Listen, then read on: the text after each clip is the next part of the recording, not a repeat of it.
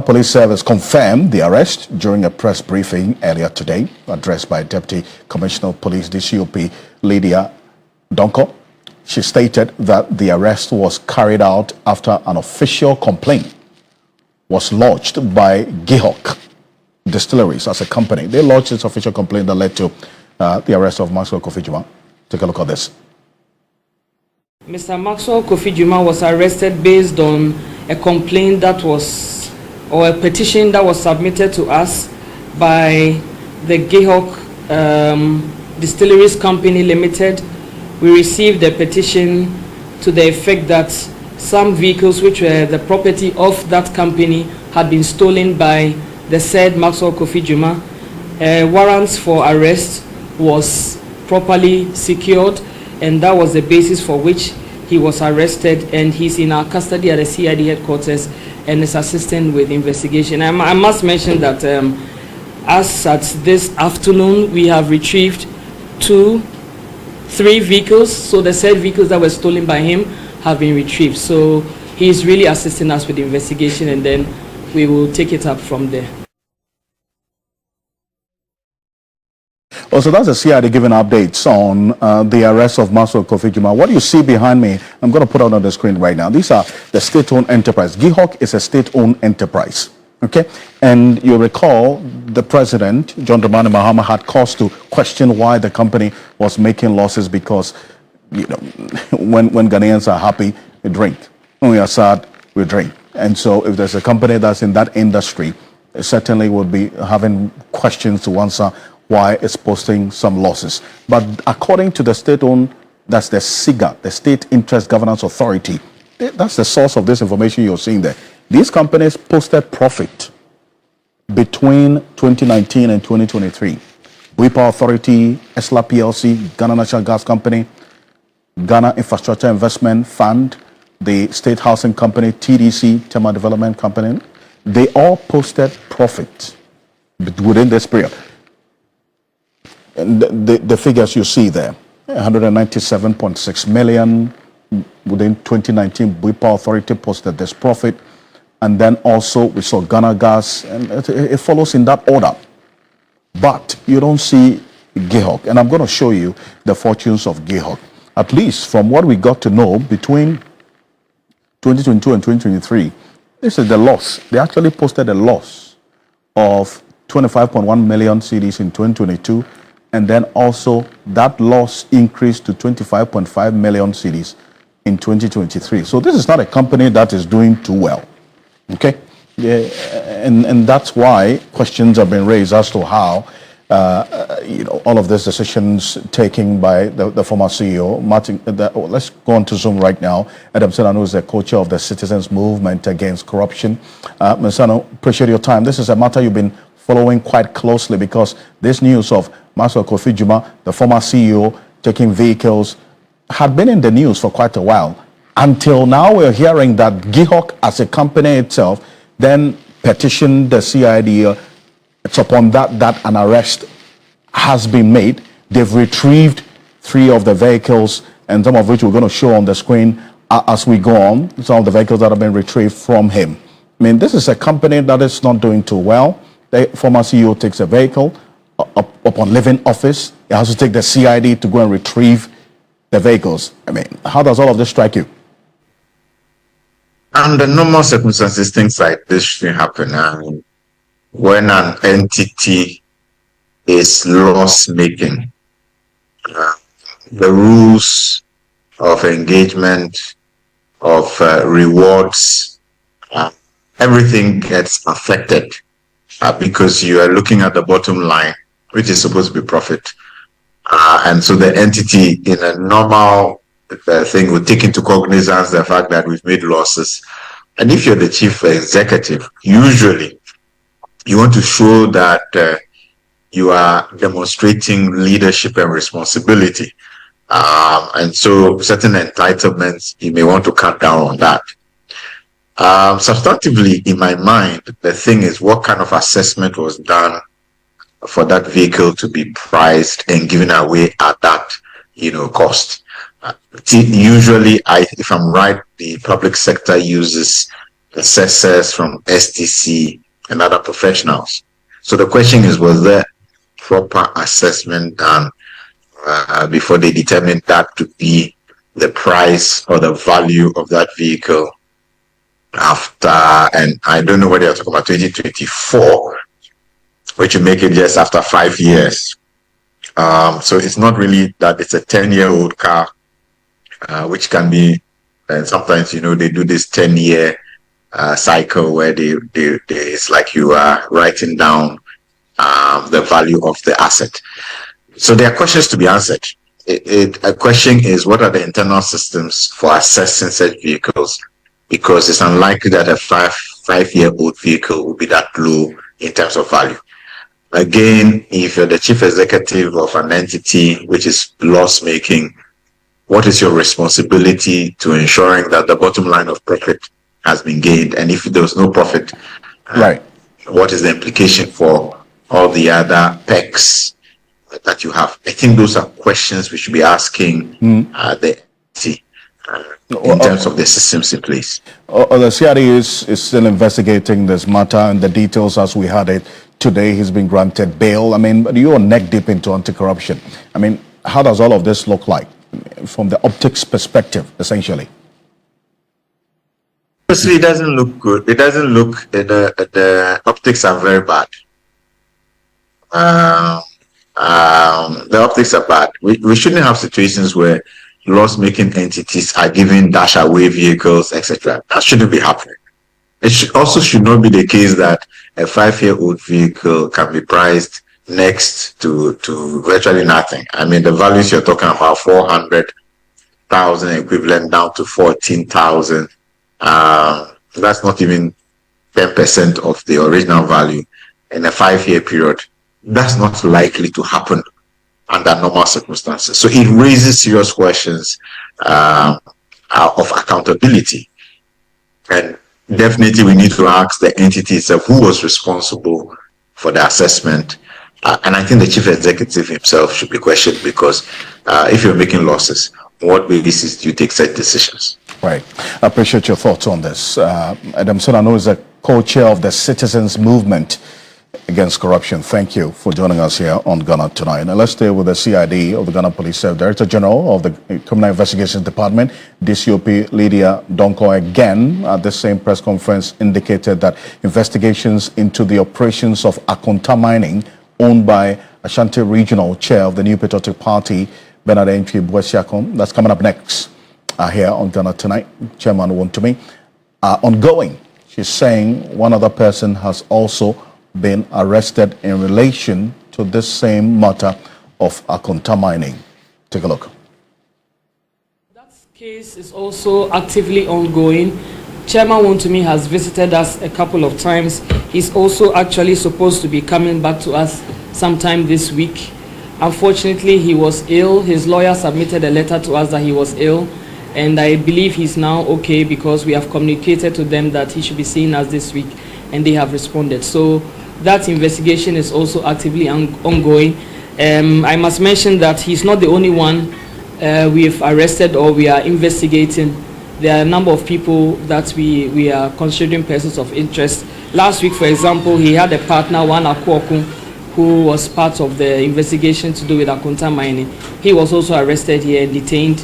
We've taken statements from him, and we are continuing with that investigation. So I want to assure you that that particular investigation is actively ongoing, and when we are done, we will definitely inform the public on the final action. Thank you. So that's the update on Akunta mining and investigations by the CID of the Ghana Police Service. We recall that a number of individuals and a group as well petitioned the former CID boss and on this matter of Akunta mining, and I'm talking about the Ghana Coalition Against Illegal Mining, and then also you had Adam Sonano, Martin people as well in there, Senor C, and all the others. Well, thankfully we have the convener for the Ghana Coalition Against Illegal Mining, the newly appointed CEO of the Ghana Chamber of Mines, Engineer Dr. Ken Ashibe, is joining us on Zoom right now. Engineer Dr. Ken Ashibe, good evening. Thank you for joining us here on Ghana Tonight. Thank you very much, Alfred, and thank you for having me. And great. Congratulations to you in order. This is the first time we're talking after your appointment as CEO of Ghana Chamber of Mines. You mean me being recruited as a CEO of Ghana of Mines? Sometimes when you say appointment, it's as if it's a government appointment. Okay, you being recruited. Yes. It's a fair point. It's good to have you. Thank you very much. Fantastic. Hearing the CID, the new CID boss, indicate that Akunta mining investigation is an active one, is ongoing, and another person has been arrested, interrogated in this particular Akunta mining case. How does this strike you as against what you experienced previously when you petitioned the CID? Well, thank you very much. I think that the point has to be made that it had to take, after the Minister for Lands and Natural Resources had done his painstaking investigation, you know, it took forever for any action to be, for us to hear of any action. It had to take the coalition again putting out a press release based on which the arrest was made. And it is gratifying to note that, you know, it is an active case and there's movement on it. The interesting thing is that there are two directors of Akunta mining. You know, so the name the Director General CID mentioned is no, I don't recall that as the other director. I'm hoping that he also, as a director of the firm, you know, will also be invited to also aid the investigations. Because it was the company that sinned against the Minerals and Mining Act as amended 2019, Act 995. And we're hoping that this case would travel the full hog. It is important that, as we stated when we met the minister who stood in for the president last week, Friday, that the destroyers should be made to pay. If we take Akunta mining, for example, the allegation against them is a Paprama forest. And if you look at the extent of the damage that has been done to the Paprama forest, we are hoping that there will be successful prosecution. Not only what the current Minister for Lands and Natural Resources has done, but what happened in 2022, based on which we did our initial petition. All of those cases would be combined together, and we would hopefully have a successful prosecution. See, but then again, we see the direction that all of this is taking, especially because, as you indicated, you had concerns about the posturing of the CID hierarchy previously. What are you expecting of this new CID, especially with this update we've gotten now, that this is an active investigation? How do you expect the next days to be like? Well, so we are hoping that, you know, all the investigations that have been done, work that have been done by the Forestry Commission and the investigators, all the work that have been done we're hoping that the investigators will do a good job so that the prosecution would also take it up. And again, this is a very important and a landmark case. It's a case in which we got the former president tell us in Kofi that Akunta mining was not involved in Galamsey as we speak, when we had asked the question about activities that Akunta mining has done. This is a case in which the former Minister for Lands and Natural Resources had declared, you know, that Akunta mining was involved in an illegality. It was confirmed by the chief executive of the Minerals Commission, who are the regulators of the space as well. So and then you also had, beyond what they were doing in Aproprama, the Tanonimre Forest Reserve, there was also indication that even outside the Tanonimre Forest Reserve, where they had their concession, that they were breaching the buffer policy, and their water was getting into the tunnel. And so we are hoping that all of that will be brought, including the skirmishes that happened between workers of Akunta mining and the people of Samraboy that had to take the police to go and separate it. All of those things are evidence that we are hoping that will be brought to bear so far as this case is concerned. We've seen some action on the part of Dr. Hannah Bishio, who, together with her team, have visited a number of these Galamsey-prone areas and led the arrest of some foreign nationals and also Ghanaians who are involved in illegal mining. I mean, how does all of that upbeat approach I mean, from the perspective of the Ghana Coalition Against Illegal Mining, strike you? Well, I think that earlier on, when Dr. Anabisu had started, her activism, we saw her going against these criminals that had some police commanders being complicit in it, and we were worried about it. But it's important that now that the Ministry of Lands and Natural Resources have consolidated and now have a task force that is fighting illegal mining, that brings the military, brings the police, bring the national security. It's important that Dr. Hanabisu, should know that now there is a consolidated force that is in power. And so she has to stop what it is that she's doing. Everything that she is doing, she has to do with this particular force, which is under her minister, and so it is important that that happens. And to see that she's still carrying on this activity when there is a team that is put together where, and again, when we met the minister, one of the things that was said was the fact that, we did not want the situations where separate forces were running all amok, following these particular things, and there was no control. Alfred, you would hear, all you would hear is that there's some national security people here doing an operation which is not coordinated. It is on the back of that the minister, I'm sure through the president, His Excellency the President, has empowered the Ministry of Lands and Natural Resources, who have the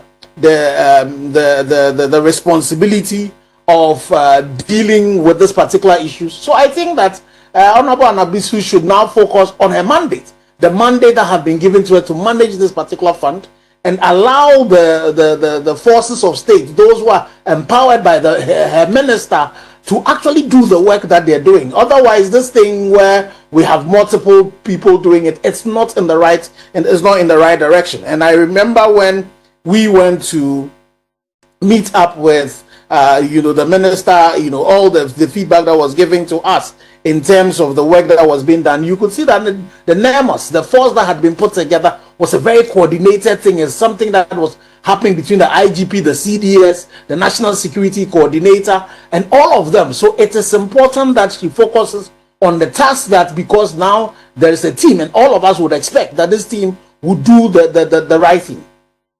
And well, there are those who also hold the view that to the extent how huge this fight is and sophisticated it is, it wouldn't also be out of place to have the interagency approach as well. And so really, she also is being commended for leading another team in that regard, is it not? No, you see, again, this morning on TV3, I was one of the people commending her, and I definitely commended her for the efforts she did prior to the setting up of this NEMOS. And the NEMOS is again, it's exactly the thing you're saying. It's a coordinated interagency operation. And the reason why it is important that we have some coordination is the fact that in the past we've had, some rogue forces. By the time you see it, that these people here, which is not coordinated. And now with the coordination that is taking place, and it's important that all of us support the particular fight, and she has a part to play. But in terms of the military, in terms of the law enforcement, she has to know, in as much as you and I, as civilians, have the right to, embark on citizens' arrest, if there is a central force actually carrying this out, it is important that Dr. Anabisu realizes that this is happening and works together with them. And that's the point I make this morning. If she's going to do it, she cannot go on her own tangent going to do that. We know what almost happened, where she could have lost her life. That's not what we want. We don't want martyrs in this particular situation. We need a coordinated approach to this particular thing. And I believe that it is important that this force that has been put together under the command of Kenabua is allowed to be able to work. And this thing does not speak well so far as this seeming lack of coordination between the central force that has been put together and this one. And I know based on the intelligence, that we get, is that even there are some elements, within other operators that are not happy of the fact that now there's a centralized way of doing it, because it now would prevent them from going on the floric of their own. Right. Now, when you're going to do